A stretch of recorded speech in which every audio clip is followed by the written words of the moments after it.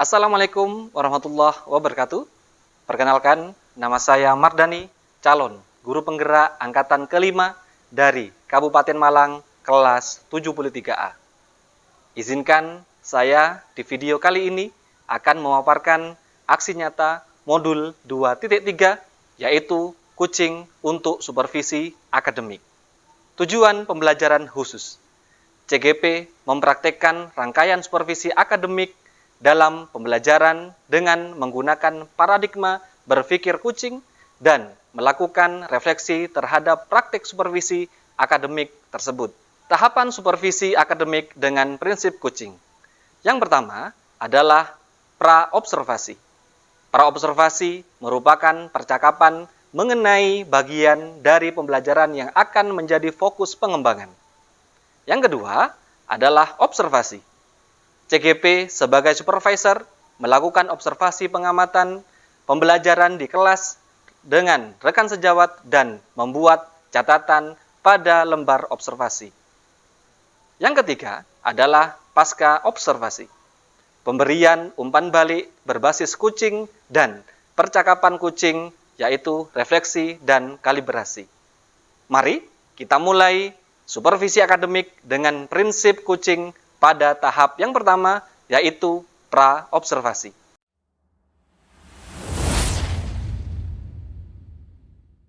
Assalamualaikum Pak Abid. Waalaikumsalam warahmatullahi wabarakatuh. Bagaimana kabarnya hari ini Pak? Alhamdulillah baik. Alhamdulillah sehat ya. Ya.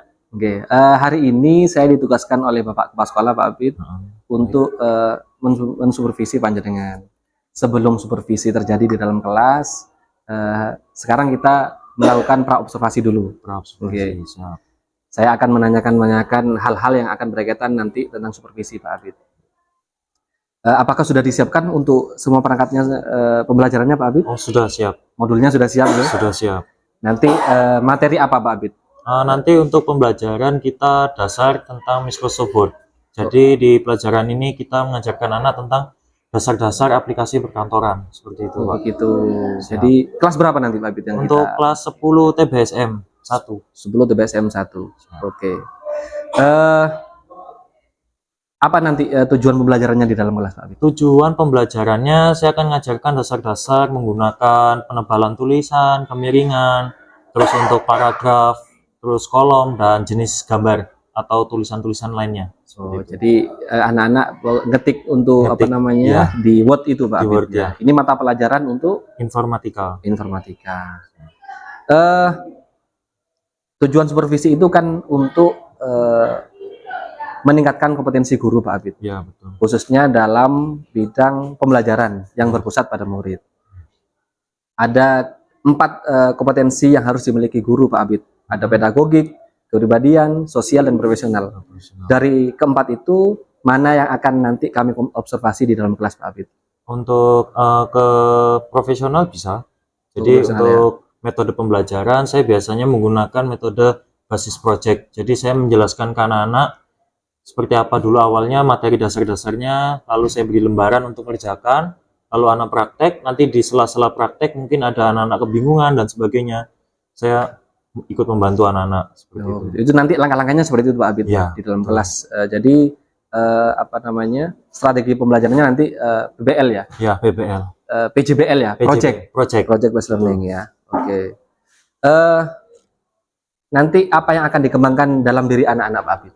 Anak-anak bisa paham aplikasi komputer dan sebagainya, sehingga nanti ketika saya kasih ujian, anak-anak paham dengan ujiannya. Nanti kalau misalnya ada yang beberapa nilainya di bawah KKM, saya remedi seperti itu Pak. Atau saya menambah jam pembelajaran. Oh itu siap. Kira-kira Pak Abid, sebelum kita masuk dalam kelas, ada tidak kendala yang akan muncul nanti ketika di dalam kelas Pak Abid? Pastinya ada, karena kita menghadapi berbagai macam karakter anak-anak. Mungkin dari kesiapan seperti seragam, atau anak-anaknya misalnya kegiatan setelah olahraga, fisiknya mungkin belum siap menghadapi pembelajaran, terus ketidakpahaman anak-anak tentang komputer mungkin, atau error di luar materi mereka seperti itu. Oke, itu yang menurut panjenengan kira kendala-kendala yang akan muncul nanti. Iya, pasti. Nah, kira-kira ada tidak Pak Abid rencana atau antisipasi panjenengan untuk mengatasi masalah-masalah tersebut? Untuk masalah, kalau untuk masalahnya biasanya saya langsung ke anaknya. Jadi to the point karena kita basisnya project dan kegiatannya di lab. Jadi kita langsung ke komputernya anak-anak seperti itu. Oh gitu. Oke.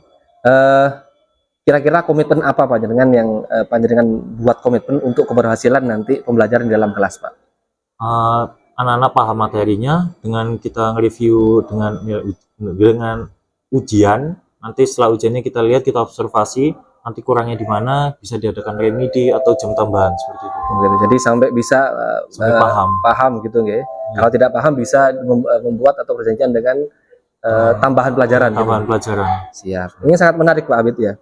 Saya tidak sabar untuk masuk ke dalam kelas panjenengan nanti. Nanti saya mohon izin nanti saya akan mencatat semua hal-hal yang terjadi dalam kelas untuk kita observasi dan kita bicarakan setelah pasca observasi. Mungkin begitu Pak Abid, nggih. Oke, Semoga yang panjenengan rencanakan bisa berhasil di dalam kelas dan bermanfaat untuk anak-anak. Terima kasih Pak Abid. Terima kasih. Kita nanti ketemu dalam kelas ya. Siap.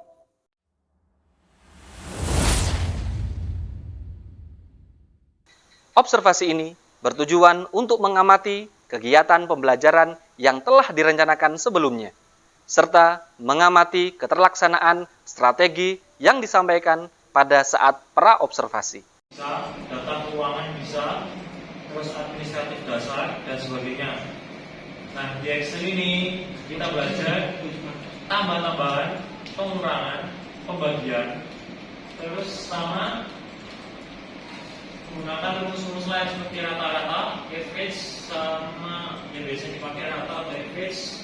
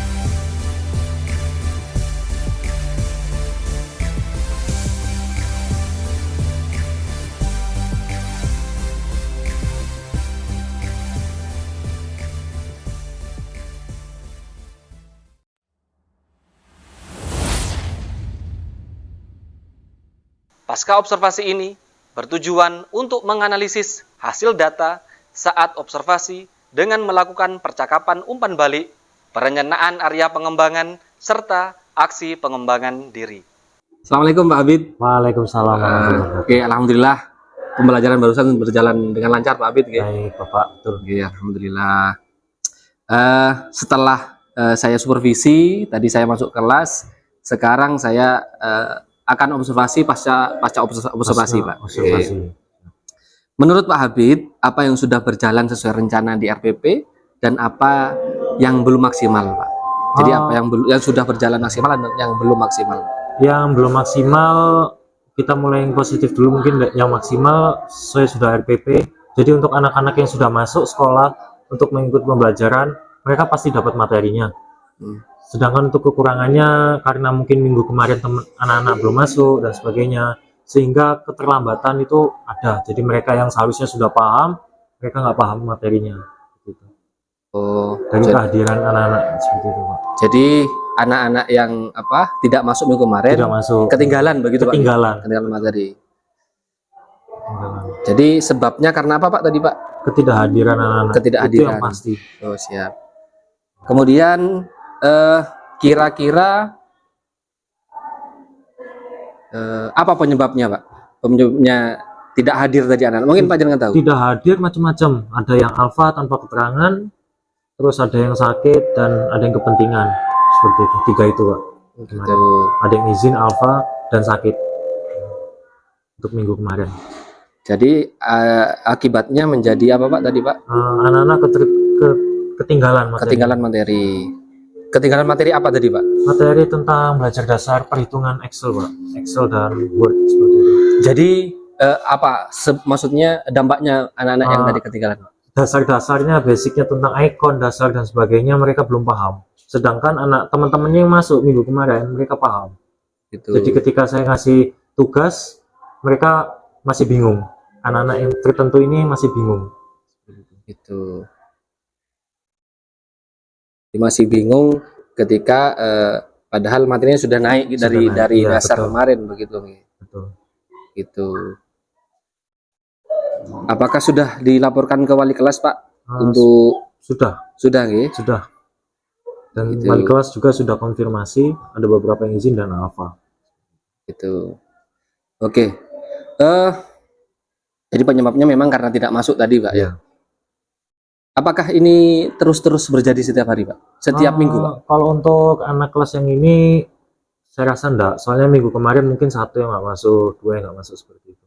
Oh gitu. Jadi hanya minggu ini saja. Hanya minggu ini saja dan minggu kemarin. Oh gitu. Iya. Oke. Padahal harapan panjenengan itu bagaimana Pak?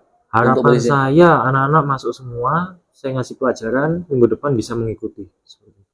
Oh, siap. Sehingga tidak ketinggalan dengan teman-temannya kelas lain.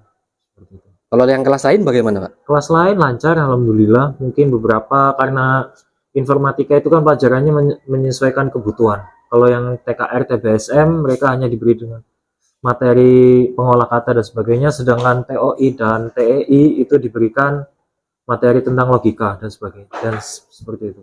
Oh gitu. Pendalamannya lebih dalam. Jadi setiap jurusan memang berbeda materinya begitu Pak? Betul, Ya? Bapak. Oke. Untuk yang materi barusan kelas berapa Pak? Kelas 10 TBSM. Kelas 10 TSM. Itu materinya apa barusan Pak? Materi tadi tentang pengolah angka, pengolah data lebih tepatnya. Oke.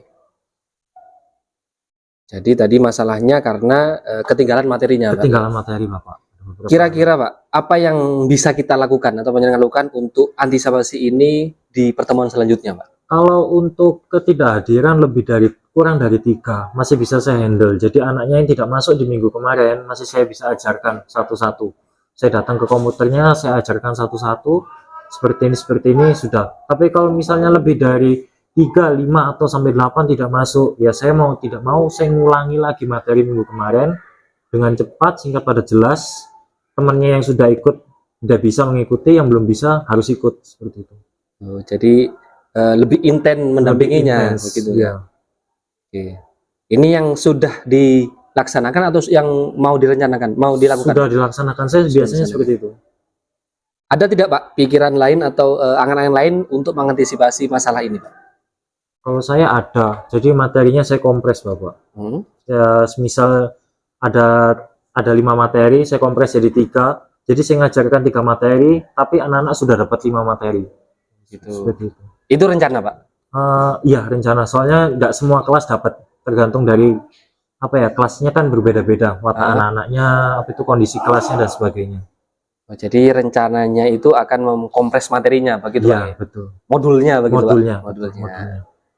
Kapan itu akan dilakukan Pak? Dari awal mungkin setelah ujian UTS, setelah dari evaluasi kemarin, setelah UTS ini. Setelah UTS ya? Iya, setelah UTS. Berhubung kita bisa melihat hasil performa tengah semester mereka, kita dapat kesimpulan kelas mana yang bisa menggunakan metode itu, ada yang menggunakan metode sebelumnya dan sebagainya. Oke, siap. Adakah orang bisa membantu panjenengan untuk lebih memaksimalkan ini Pak? Membantu dalam seperti apa itu? Bebas atau membantu tentang materi atau membantu ide dan sebagainya Pak? Bisa di grup MGMP Informatika ada saya dengan Bu Santi, itu juga bisa. Jadi saya sering berkoordinasi. Mungkin karena saya dari kekurangan materi dan sebagainya, saya bisa berbincang dengan beliau seperti itu. Jadi koordinasi dengan teman sejawat MGMP. Oke. Komitmennya apa Pak untuk terhadap rencana yang tadi, yang membuat modul tadi Pak? Komitmennya sederhana sebenarnya, rutin gitu aja. Rutin dan konsisten sesuai dengan modul, insya Allah jalan. Oke, siap. Sangat menarik Pak ya. Jadi ada beberapa rencana tadi panjenengan mendampingi secara intens, kemudian mengkompres modulnya dan sebagainya. Gitu. Sangat menarik. Saya ingin sekali mendapat kabar dari panjenengan bagaimana proses ini atau rencana panjenengan ketika sudah diaplikasikan. Apakah ada titik baliknya atau maksimal atau tidak? Semoga saja maksimal begitu Pak. Apa yang panjenengan rencanakan. Siap. Oke. Mungkin selanjutnya Pak Habib, rencana aksi apa atau pengembangan diri apa yang panjenengan harapkan atau panjenengan butuhkan untuk saat ini Pak? Karena pelajaran informatika itu adalah pelajaran yang setiap bulannya itu bisa berkembang dari jenis teknologinya dan sebagainya, seperti komputernya, aplikasinya. Jadi mau tidak mau saya selaku guru dan teman-teman saya selaku dari tim sejawat MGMP, kita harus update di internet, entah sumber belajar dan sebagainya, entah itu dari pelatihan atau dari sumber internet, terutama dari jurnal-jurnal seperti itu. Oh gitu. Jadi update pengetahuan Pak. Ya, betul. Karena selalu berkembang. Berkembang. Oke. Tujuannya apa Pak? Untuk apa namanya? Update atau ikuti pelatihan ini Pak? Tujuannya kalau untuk saya sendiri adalah untuk memperluas ilmu dan pengetahuan sehingga saya bisa memberikan pengetahuan itu kepada anak-anak. Sedangkan untuk anak-anak itu sendiri, anak-anak lebih kenal namanya teknologi sehingga bisa mengikuti perkembangan zaman. Siap.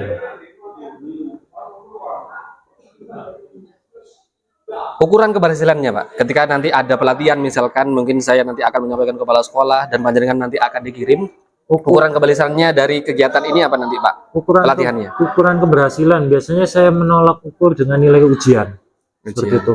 Saya beri berapa rumus dan berapa. Kalau mereka paham, mereka masuk sehingga nanti saya range dalam bentuk nilai. Kalau nilainya di bawah KKM ya kita remedi. Kalau di atas KKM atau nilainya sempurna atau dia lebih expert, lebih paham, saya kasih materi lebih atau pengayaan seperti itu. Ya. Ada tidak orang yang bisa mendukung panjenengan dalam rencana atau pengembangan diri ini Pak? Kalau saya ada dari teman-teman MGMP saya. Oh, MGMP pastinya. Ya. Karena di MGMP informatika kita selalu berkoordinasi. Siap. Kira-kira kapan panjenengan siap untuk dikirim untuk pelatihan pengembangan diri Pak? Kapanpun siap. Oh, kapanpun siap. Ketika ada pelatihan, kapan saja siap, begitu Pak ya? Yang penting sekolah sudah izin dan sebagainya, saya siap. Oke. Terakhir nih Pak Habib, dua hari terakhir, dua pertanyaan terakhir. Oke. Bagaimana perasaan panjenengan ketika saya supervisi tadi, ketika saya masuk ke kelas tadi dan sebagainya? Menegangkan pasti, tapi sudah biasa. Karena kenapa? Karena ya saya mengajar ya seperti itu. Mingguan saya seperti itu, rutinitas saya sama anak-anak ya seperti itu. Sehingga mau supervisor datang atau guru lain datang atau siapapun itu datang ya emang seperti itu saya ngajar. Siap. Tapi sudah siap karena sudah biasa seperti itu memang Pak ya. Sudah biasa. Ada tegang sedikit kita aja ya. Tegang pastilah, namanya juga disupervisi. Siap. Kemudian terakhir Pak, apa perasaan panjenengan saat saya coaching? Jadi kita omongan sebelum observasi sampai observasi dan di pasca observasi kita kan selalu omong-omongan. Apa perasaan panjenengan Pak? Menegangkan ya, itu seru juga agak menantang seperti itu. Oh, agak menantang gitu. Ya. Jadi seru ketika saya coaching begitu Pak ya. Diajak omong-omongan seperti ini seru gitu. Pak. Karena menemukan titik balik untuk segala permasalahan begitu Pak. Ya, betul. Oke, terima kasih Pak Abid atas waktunya. Panjangnya sangat luar biasa. Tadi kami sudah masuk ke dalam kelas sangat baik sekali. Kemudian dari hasil pasca observasi juga panjenengan sudah menyampaikan tentang kelemahan, kelebihan, sehingga tadi sudah menemukan solusi-solusinya Pak Abid. Terima kasih banyak Pak Abid. Semoga kita bertemu di lain waktu. Saya masih menunggu kabar panjenengan tentang rencana-rencana tadi yang panjenengan jabarkan. Semoga bisa terlaksana dan mendapatkan hasil maksimal. Terima kasih. Assalamualaikum warahmatullahi wabarakatuh. Waalaikumsalam warahmatullahi wabarakatuh. Demikian seluruh rangkaian aksi nyata modul 2.3 tentang coaching untuk supervisi akademik yang bisa kami sampaikan. Terima kasih. Semoga bermanfaat. Salam dan bahagia. Assalamualaikum warahmatullahi wabarakatuh.